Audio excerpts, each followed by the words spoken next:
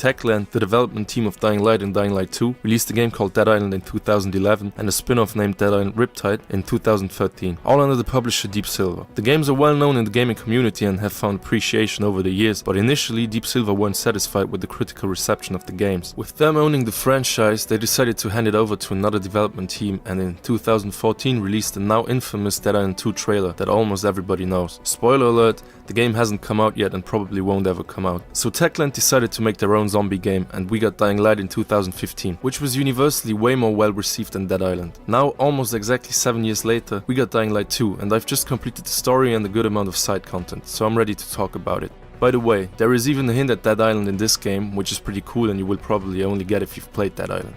But enough lore, let's get into the story of the game. I won't spoil anything as I would do in my revisiting series, so even if you haven't played the game yet and only want to know my opinion about it, just lay back and enjoy as you won't have to worry about skipping anything.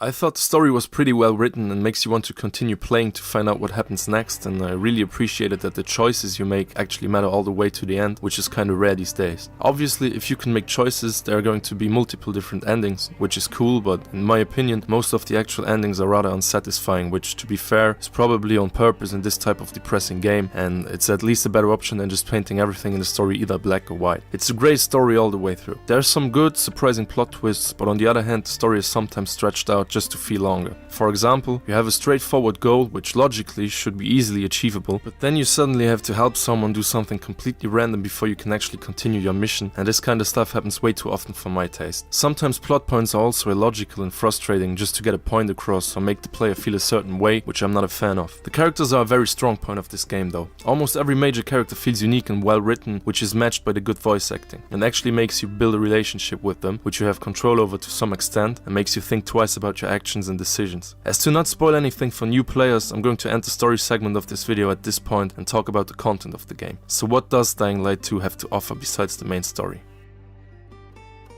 First of all, there are some really cool and deep side quests that feel like they actually matter and affect the world, as you get to know new characters that you don't have to encounter, but will be happy that you did and help them play out their story. But on the other hand, there are also a lot of generic errand type side quests that they could have left out since the game has enough content without them anyway. Somewhere in between are the side quests that aren't anything special, but at least are given some unique background story so that they're not annoyingly boring. Then another thing is the map, which is at least as good as Dying Light 1's, because it's more diverse and nicer to look at because of all the nature and different structures.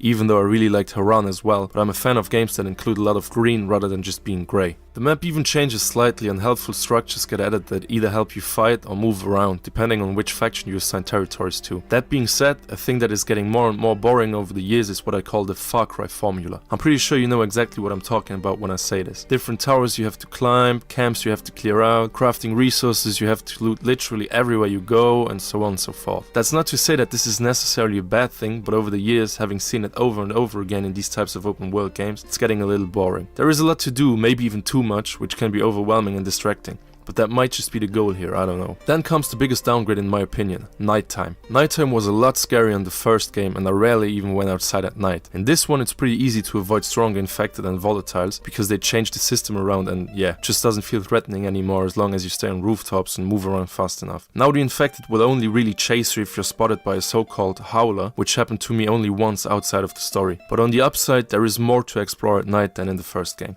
I won't go into too much detail at this point, so let's get to one of the most important parts of this and maybe any game, the gameplay.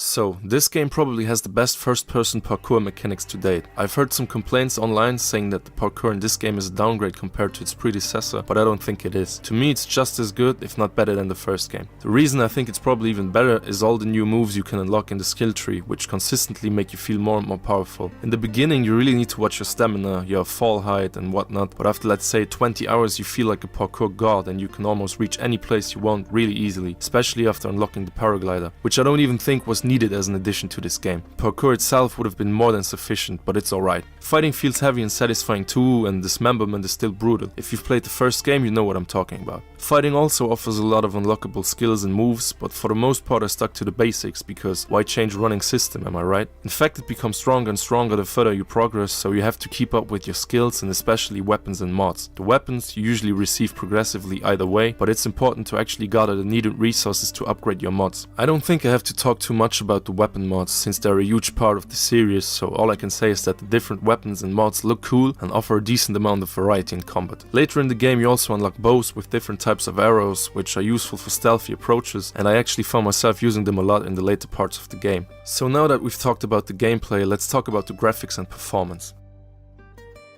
As I said, I played through the game in performance mode, so everything I'm telling you is solely based on my experience with this setting.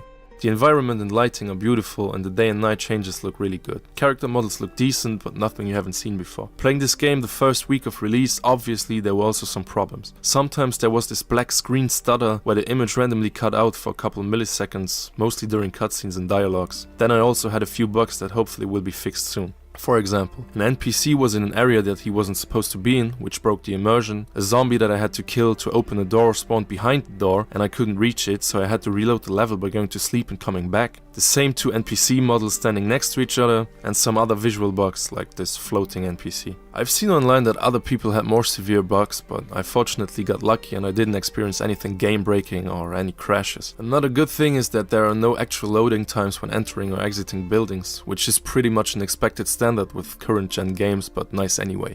Another important aspect of any game is the soundtrack, so let's talk about that for a minute. The music is good and builds up tension in the right moments, such as chases or fights, but it's mostly just ambient music. There are a couple of epic songs though that are used throughout the game's story, and I even have one clear favorite out of them all, which I hope I can play briefly for you without getting a copyright claim.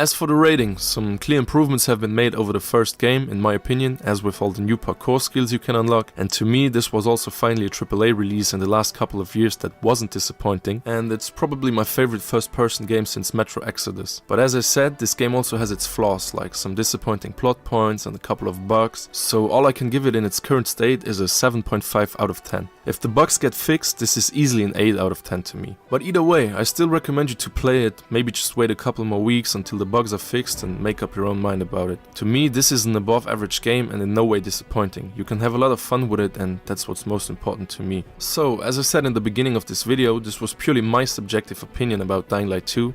Maybe you'd rate it lower, maybe you'd rate it higher. Preferences and experiences with the game differ widely. All I can say is that the foundation of this game is very solid and the gameplay is fun. The story is also pretty good for the most part, so just go ahead and give it a try if this video piqued your interest.